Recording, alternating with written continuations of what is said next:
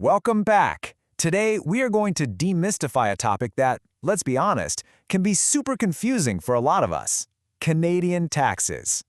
We're going to zoom in on two really important ideas: marginal and average tax rates, so you can finally feel confident about how your hard-earned money is actually taxed. So let's dive right in.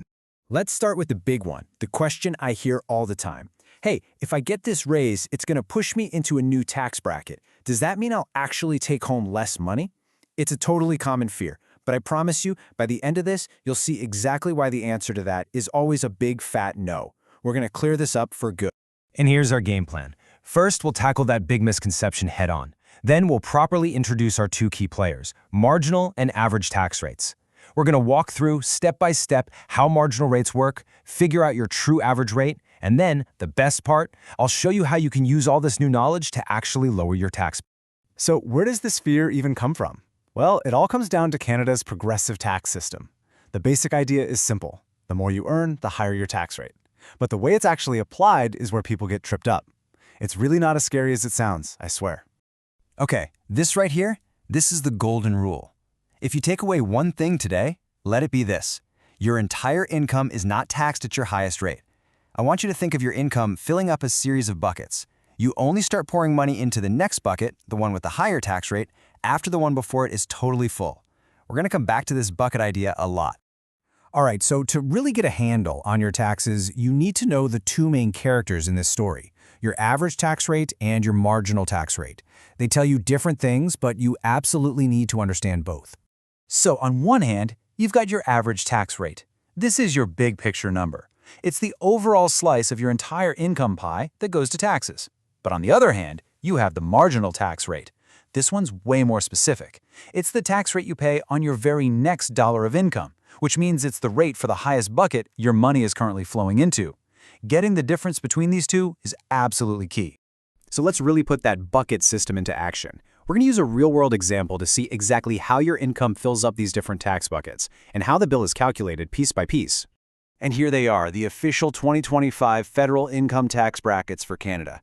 Just look at these as our buckets. The first bucket holds all your income up to about $57,000, and that's taxed at 15%.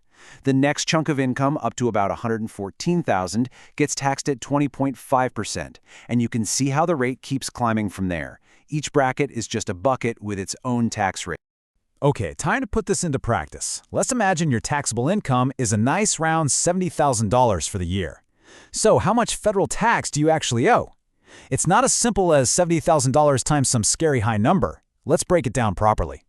First up, we take that initial chunk of your income, the first $57,375. Every single cent of that goes into filling up that first tax bucket, and every dollar in that bucket gets taxed at 15%. The math here is nice and simple. 15% of that first portion of income comes out to $8,606.25. That's our tax from bucket number one. But of course, we're not done yet, because our income is $70,000. So what about the rest? Well, we just subtract the amount from that first bucket from our total income. That leaves us with $12,625. This is the money that spills over into the second tax bucket, and only this smaller amount gets taxed at that higher 20.5% rate. So for that second, much smaller portion of your income, the tax is just $12,625 times 20.5%, which is $2,588.13. You see, that higher tax rate only applied to a fraction of your total pay. And for the final step, we just add the tax from each bucket together. The tax from the first bucket plus the tax from the second one gives us our grand total federal tax bill, $11,194.38. That's it. That's the real number. No scary surprises. Now that we've done all the heavy lifting with those marginal rates, figuring out our other key number is super easy, and that's your average tax rate. This is what gives us that clean, simple, big picture view of your actual tax burden.